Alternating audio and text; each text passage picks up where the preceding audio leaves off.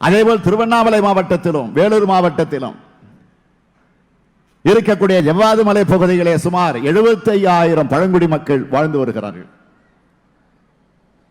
இவர்கள் வாழக்கூடிய 20 மலை கிராமங்களை இணைக்கக்கூடிய பரமநந்தல், யமுனாமுத்தூர், அமிர்தி சாலையை மேம்படுத்த வேண்டும் என்று, இந்த வழியாக போதிய பேருந்து வசதிகளை ஏற்படுத்தி தர வேண்டும் என்றும் இவர்கள் நீண்ட காலமாக இந்த கோரிக்கையை வைத்து வருகிறார்கள். இந்த கோரிக்கையை ஏற்று இதற்கான விரிவான திட்ட அறிக்கையை தயாரித்து வனத்துறையினுடைய அனுமதியை பெற்று 140 கோடி ரூபாய் செலவில் அது அகலப்படுத்தப்படும், மேம்படுத்தப்படும் என்பதை மகிழ்ச்சியோடு நான் தெரிவித்துக் கொள்கிறேன். இவையெல்லாம் மதத்தை வச்சு அரசியல் செய்யற கண்களுக்கு தெரியாது. மதத்தை வச்சு அரசியல் பண்ணிட்டு இருக்கிறாங்களோ அவங்க கண்களுக்கெல்லாம் இது தெரியாது. ஏனென்றால் அவர்கள் உண்மையான ஆன்மீகவாதிகள் அல்ல, அவர்கள் உண்மையான ஆன்மீக வியாதிகள், ஆன்மீக போலிகள். ஆன்மீகத்தை தங்களது அரசியலுக்காக மட்டுமே பயன்படுத்தக்கூடிய எண்ணத்தை கொண்டவர்கள். நாங்கள் மதத்தை வச்சு கட்சி நடத்தல, கட்சியானாலும் ஆட்சியானாலும் மக்கள் முன் நின்று நாங்கள் ஆட்சி நடத்துகிறோம், கட்சி நடத்துகிறோம். அதுதான் அனைத்து துறை வளர்ச்சி, அனைத்து மாவட்டத்தினுடைய வளர்ச்சி, அனைத்து தொழிலுடைய வளர்ச்சி, அனைத்து சமூக வளர்ச்சி ஆகியவற்றை உள்ளடக்கிய திராவிட மாடல் அரசை இன்றைக்கு நாம் நடத்தி வருகிறோம். அந்த அடிப்படையில் தான் இந்து சமய அறநிலையத்துறை மூலமாக சிறப்பான பணிகளை இந்த அரசு இன்றைக்கு செய்து கொண்டிருக்கிறது. கோவிலுக்கு திருப்பணி செய்வது திராவிட மாடலா என்று சிலர் கேட்கிறார்கள், கேள்வி எழுப்பிட்டு இருக்கிறாங்க. அனைத்து துறையும் சமமாக வளர்ப்பதுதான் திராவிட மாடல் என்று நான் தொடர்ந்து சொல்லி வருகிறேன். இன்னும் சொன்னால் திராவிட இயக்கத்துடைய தாய் கழகமான நீதி கட்சி ஆட்சி காலத்தில் தான் இந்து சமய அறநிலையத்துறை சட்டம் துறையை உருவாக்கி இருக்கு. அதற்கு சட்டமே போட்டோம். 1925ஆம் ஆண்டு அந்த சட்டம் உருவாக்கப்பட்டுச்சு. எதற்கு? கோவில்களை முறைப்படுத்துவதற்காக. ஒரு சட்டம் வேண்டும் என்று ஆன்மீக எண்ணம் கொண்டவர்கள் கோரிக்கை வச்சப்போ அதனை ஏற்று சட்டம் போட்ட ஆட்சி தான் நீதி கட்சியினுடைய ஆட்சி. எது திராவிட மாடல் என்று பிற்போக்குத்தனங்களோடு பொய்களுக்கும் பெருமை எனும் முலாம் பூசி பேசக்கூடியவர்கள் இதை முதல்ல புரிந்து கொள்ள வேண்டும். ஆன்மீகத்தின் பெயரால் இன்றைக்கு அவர்கள் அரசியல் நடத்த முயற்சிக்கிறார்கள். ஆன்மீகத்திற்கு நாங்கள் எதிரிகள் அல்ல. ஆன்மீகத்தின் பெயரால் மனிதர்களை சாதியால் மதத்தால் பிளவுபடுத்துகிறாங்கள, அவங்களுக்கு நாங்க எதிரிகள். மனிதர்களை பிளவுபடுத்தக்கூடிய கருவியாக ஆன்மீகம் இருக்க முடியாது. மனிதர்களை பிளவுபடுத்துவதற்கு ஆன்மீகத்தை பயன்படுத்தக்கூடியவர்களுக்கும் உண்மையான ஆன்மீகவாதிகளாக அவர்கள் நிச்சயமாக இருக்க முடியாது. ஏழையின் சிரிப்பில இறைவனை காண்போம் என்பதுதான் எங்கள் அறநெறி. ஒன்றே குலம் ஒருவனே தேவன் என்பதுதான் எங்கள் அறநெறி.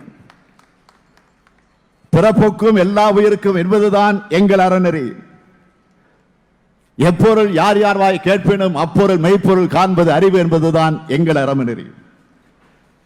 அத்தகைய அறநெறியை கொண்டிருக்கக்கூடிய ஆட்சியை நாங்கள் நடத்தி வருகிறோம். அறம் என்றால் என்னவென்றே தெரியாத, அறிவுக்கு ஒவ்வாத மூட கருத்துக்களை முதுகலை தூக்கி சுமந்து கொண்டிருக்கக்கூடிய சிலருக்கு போலியான பிம்பங்களை கட்டமைக்க வேண்டுமானால் உளறுகளும் பொய்களும் தான் தேவை. மக்களுக்கு தேவையான கல்வி, சுகாதாரம், உட்கட்டமைப்பு வசதிகள், வேளாண்மை, தொழிலாளர் நலன், வேலை வாய்ப்புகள், புதிய தொழில்கள், புதிய முயற்சிகள் என்று தமிழ்நாடும் தமிழினமும் முன்னேற சிந்தித்து செயல்படுவதுதான் திராவிட முன்னேற்ற கழகம். அதுதான் திராவிட அரசியல் மரபு. அறிவார்ந்த யாரும் இந்த அரசுக்கு ஆலோசனைகளை சொல்லலாம், அதனை நாங்கள் செயல்படுத்துவோம். அறிவார்ந்தவர்கள் பேசுவதை மட்டுமே நாம் காதிலே கேட்க வேண்டும். நமக்கு ஆக்கபூர்வமான பணிகள் காத்து கிடக்கு. இது தேர்தல் காலம் அல்ல. மக்களுக்கு நன்மை செய்வதற்காக ஒதுக்கப்பட்டிருக்கக்கூடிய காலம் இது. பொய்யும் புரட்டும் மலிவான விளம்பரம் தரக்கூடிய வீணர்களை பற்றி ஐ டோன்ட் கேர். நான் மட்டுமல்ல, நீங்கள் ஒவ்வொருவரும் ஐ டோன்ட் கேர் என்று சொல்லி நகர வேண்டும். அப்படி பொய்களை அனாதைகளாக விட்டு உண்மையான வெளிச்சத்தை துணையாக கொண்டு நடந்தால நாம் முன்னேறலாம், நம்முடைய இலக்குகளை அடையலாம். நான் இங்கு இருக்கக்கூடிய மக்கள் பிரதிநிதிகளுக்கும் அரசு அதிகாரிகளுக்கும் சொல்ல விரும்புவது, காலம் பொன் போன்றது, கடமை கண் போன்றது என்பதை யாரும் மறக்க வேண்டாம். கலைஞர் அவர்கள் சொல்வார், கோப்புகள் சிகப்பு நாடாவிலே கட்டப்பட்டு உறங்கிக் கொண்டிருக்கும் போது ஊழல் எழுந்து உட்கார்ந்து ஊர் சுற்ற புறப்பட்டு விடுகிறது என்று குறிப்பிட்டார். அதை மனதிலே கொண்டு மக்கள் பிரதிநிதிகள், மாவட்ட ஆட்சித்தலைவர்கள் முதல் கடைநிலை ஊழியர் வர எந்த கோப்பும் எந்த பணியும் தேங்கிவிடக் கூடாது என்ற எண்ணத்தோடு பணியாற்றுங்கள். இதனை அனைத்து மட்டத்திலும் உறுதி செய்வதற்காகத்தான் எத்தனை அலுவலர்களுக்கு நடுவிலும் நேரம் கிடைக்கிற போதெல்லாம் நான் திடீர் ஆய்வுகளை மேற்கொள்ளுகிறேன் என்றால் இதுதான் காரணம். ஏனென்றால் மக்கள் தான் எஜமானர்கள். இதே திருவண்ணாமலையில் 1957 ஆண்டு நடந்த மாநாட்டில் கலந்து கொண்டு பேசிய பேரறிஞர் அண்ணா அவர்கள் குறிப்பிட்டார, நேற்றுக்கு மாலை சொன்ன, எங்களுக்கு இந்த உலகத்தில் 2 எஜமானர்கள் தான் உண்டு.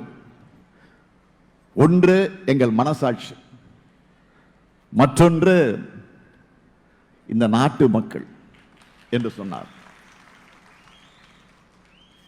என்னுடைய மனசாட்சிக்கு விரோதம் இல்லாமல் நாங்கள் மக்கள் பணியாற்றி வருகிறோம். என் மீது நீங்கள் வைத்திருக்கக்கூடிய நம்பிக்கை நாளுக்கு நாள் அதிகமாகிக் கொண்டிருக்கிறது. உங்கள் நம்பிக்கையை தான் நான் எல்லாவற்றையும் விட மேலாக நினைக்கிறேன். என் மீது நீங்கள் வைத்திருக்கக்கூடிய நம்பிக்கை என்பது தனிப்பட்ட என் மீது இருக்கக்கூடிய நம்பிக்கை மட்டுமல்ல, ஒடுக்கப்பட்டிருந்த இந்த தமிழினம் ஒளிபெற உதயசூரியன் உதித்த திராவிட முன்னேற்ற கழகத்தின் மீது நீங்கள் வைத்திருக்கக்கூடிய நம்பிக்கை, அந்த நம்பிக்கையை காப்பாற்ற என்றும் உங்களின் ஒருவனாக உழைப்பேன்.